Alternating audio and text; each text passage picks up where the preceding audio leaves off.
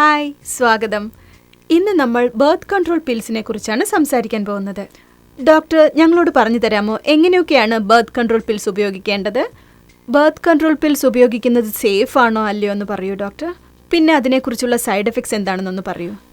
Birth control പിൽ സാധാരണമായി വിവിധ അളവിൽ ഈസ്ട്രജോണും പ്രൊജസ്ട്രോണും ഉപയോഗിച്ചാണ് നിർമ്മിക്കുന്നത്.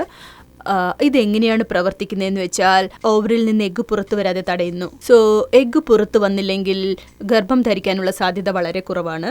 സോ ഇതുപോലെ ദ ബെസ്റ്റ് കോൺസെപ്റ്റ് നമുക്ക് കിട്ടുന്നുണ്ട്. ബേസിക്കലി ഈസ്ട്രജോണും പ്രൊജസ്ട്രോണും സ്ത്രീകളുടെ ശരീരത്തുണ്ടാവും, പക്ഷേ ഇതെല്ലാം സിന്തറ്റിക് ആണ്.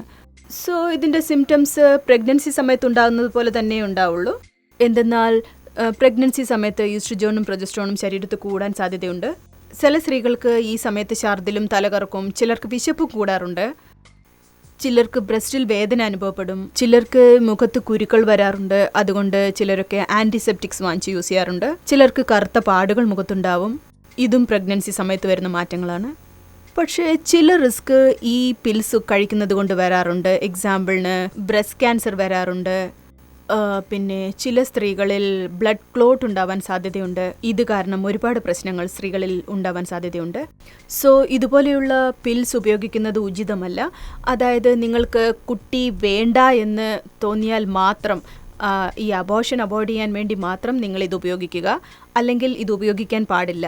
അബോർഷൻ വളരെ വളരെ സ്ത്രീകളുടെ ശരീരത്തെ ഡാമേജ് ചെയ്യാൻ സാധ്യതയുണ്ട്. മെൻ്റലിയും അവർ അപ്സെറ്റ് ആയി പോകുന്നു. ബർത്ത് കൺട്രോൾ പിൽസ് ഉപയോഗിക്കുന്നത് കൊണ്ട് ക്യാൻസർ വരാൻ സാധ്യതയുണ്ടോ ഡോക്ടർ? ബ്രസ്റ്റ് ക്യാൻസർ വരാൻ മാത്രം സാധ്യതയുണ്ട്.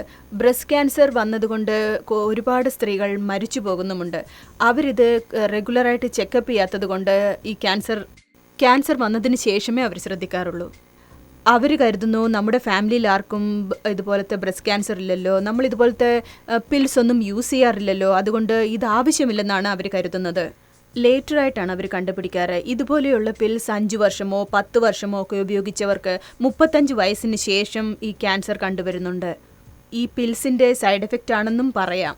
പിന്നെ സ്മോക്ക് ചെയ്യുന്നതും ഡയബറ്റീസ് ഉള്ള ലേഡീസിനും ക്യാൻസർ വരാൻ സാധ്യതയുണ്ട്. പക്ഷേ പ്രഗ്നൻസി തടയാൻ അത്യാവശ്യം ഇതൊരു സേഫായ വഴിയാണ്. പക്ഷേ ഇത് HIV വരാതെ ഒന്നും തടയില്ല. അതായത് സെക്ഷൽ ഡിസീസസ് വരാതെ ഒന്നും നോക്കുകയില്ല. അതിന് നമ്മൾ കോണ്ടംസ് തന്നെ യൂസ് ചെയ്യണം.